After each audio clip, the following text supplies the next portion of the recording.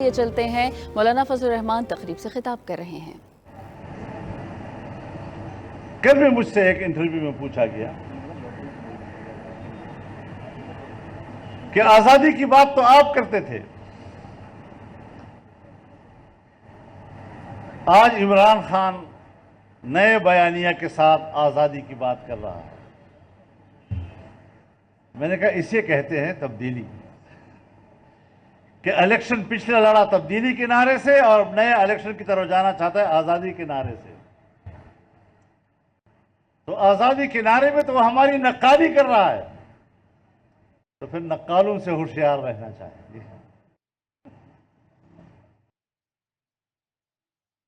نقالوں کو سمجھنا پہچاننا چاہیے۔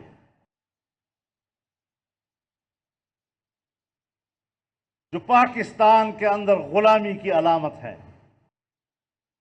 رونا اس پہ آتا ہے کہ وہ بھی آزادی کی بات کریں۔ جو پاکستان کی معیشت کو اپنے قبضے میں لینا چاہتے ہیں، پاکستان کو تہذیبی لحاظ سے اپنے رنگ میں رنگنا چاہتے ہیں۔ اب تہذیب اور مذہب انسان کے اندر سے اس کے عقیدے کو کھینچ لینا، اور تہذیب انسان کے جسم کے اوپر حیا کی چادر نوچ لینا، ان دونوں پہ کام ہو رہا ہے، اور یہ دونوں ان کے ایجنڈے پہ شامل تھے۔ اور یہ نہیں کہ میں جلسے میں یہ بات کر رہا ہوں، ان کے وفود نے جو مجھے کنونس کرنے کے لیے 2013 میں میرے پاس بار بار آئے، اور جنہوں نے اس کا اعتراف کیا کہ اگر پاکستان میں مذہب اور مشرق کی تہذیب ہوگی تو بیرونی امداد آپ کو نہیں ملے گی، اور دنیا کی معیشت یہودیوں کے ہاتھ میں ہے۔ جب تک ہم ان کی گائیڈ لائن نہیں اپنائیں گے، بین الاقوامی معیشت کی تجوری آپ کی طرف متوجہ نہیں ہو سکتی۔ اور آخری جملہ جو انہوں نے کہا مجھے، 2013 کی بات کر رہا ہوں، کہ مولانا پشتون بیلٹ میں مذہب کی جڑیں گہری ہیں، اور ان گہری جڑوں کو اکھاڑنے کے لیے ہمارے پاس اس سے زیادہ مناسب آدمی اور نہیں تھا، اور اسی لیے پشتون صوبہ ہم نے پہلے ان کے حوالے کیا، اور ہم نے یہاں کے نوجوان کے فکر کو تبدیل کرنے، اپنے مذہب اور معاشرت سے اس کو باغی بنانے کے لیے 15 سال تک این جی اوز کی خدمات لی ہیں۔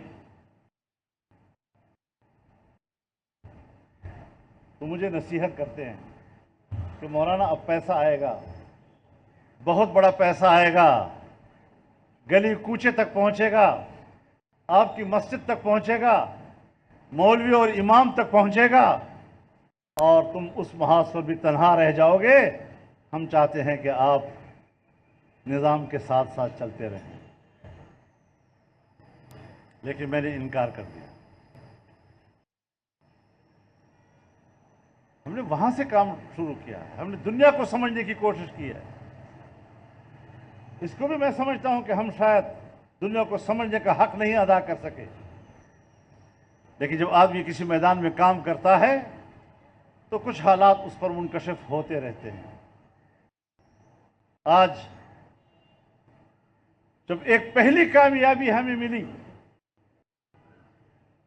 کہ پارلیمنٹ کے راستے سے اس حکومت کو گرایا گیا، جمہوری اور آئینی راستے سے، تو ہمیں ملک کے اندر ایک کھلبلی نظر آئی۔ کھلبلی عوام میں نہیں، کھلبلی پاکستان کے ایلیٹ کلاس کے اندر، کھلبلی پاکستان کے اشرافیہ کے اندر، کھلبلی پاکستان کے ریٹائرڈ اسٹیبلشمنٹ بیوروکریسی کے گھروں کے اندر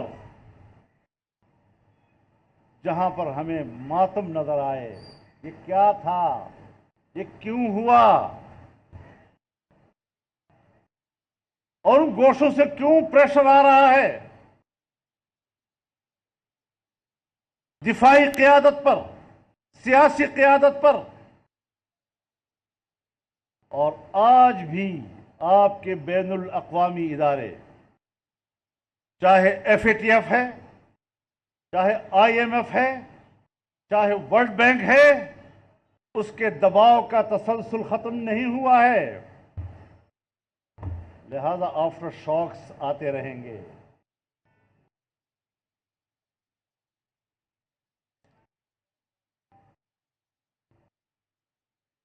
ابھی جو کامیابیاں ہیں وہ جزوی اور ضمنی قسم کی کامیابیاں ہیں، مکمل کامیابیاں نہیں ہیں. آپ نے آگے بڑھنا ہے. اس ملک کے مشکلات کی اصل جڑوں تک ہم نے پہنچنا ہے، بہت گہری ہیں. ہم نے اس نیٹ ورک کو شکست دینا ہے، نظریاتی شکست دینا ہے ہم نے ان کو، اور اس کے لیے ہم نے عصر نو سوچنا ہے. ابھی چند روز پہلے حکومت میں شامل اتحادیوں کی سربراہان کے اجلاس میں بیوروکریٹس بھی بیٹھے ہوئے تھے کہ ریٹائرڈ اسٹیبلشمنٹ بیوروکریسی کے گھروں کے اندر جہاں پر ہمیں ماتم نظر آئے، یہ کیا تھا، یہ کیوں ہوا، اور ان گوشوں سے کیوں پریشر آ رہا ہے دفاعی قیادت پر، سیاسی قیادت پر. اور آج بھی آپ کے بین الاقوامی ادارے، چاہے ایف اے ٹی ایف ہے، چاہے آئی ایم ایف ہے، چاہے ورلڈ بینک ہے، اس کے دباؤ کا تسلسل ختم نہیں ہوا ہے. لہذا آفٹر شاکس آتے رہیں گے.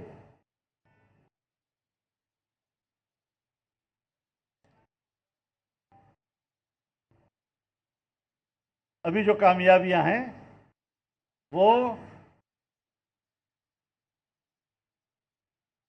جزوی اور ضمنی قسم کی کامیابیاں ہیں، مکمل کامیابیاں نہیں ہیں. آپ نے آگے بڑھنا ہے. اس ملک کے مشکلات کی اصل جڑوں تک ہم نے پہنچنا ہے، بہت گہری ہیں. ہم نے اس نیٹ ورک کو شکست دینا ہے، نظریاتی شکست دینا ہے ہم نے ان کو، اور اس کے لیے ہم نے عصر نو سوچنا ہے. ابھی چند روز پہلے حکومت میں شامل اتحادیوں کی سربراہان کے اجلاس میں بیوروکریٹس بھی بیٹھے ہوئے تھے